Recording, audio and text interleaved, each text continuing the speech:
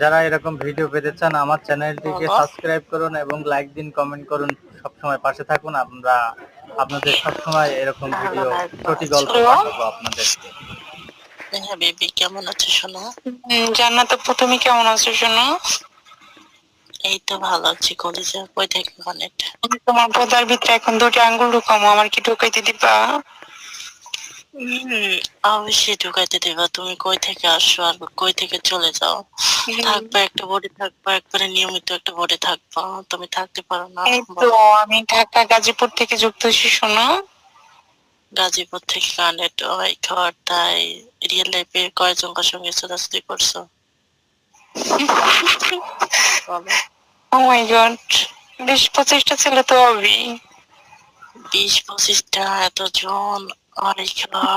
আমার বোতাটা বড় বানাই ফেলাইছে অনেক। আচ্ছা ঠিক আছে।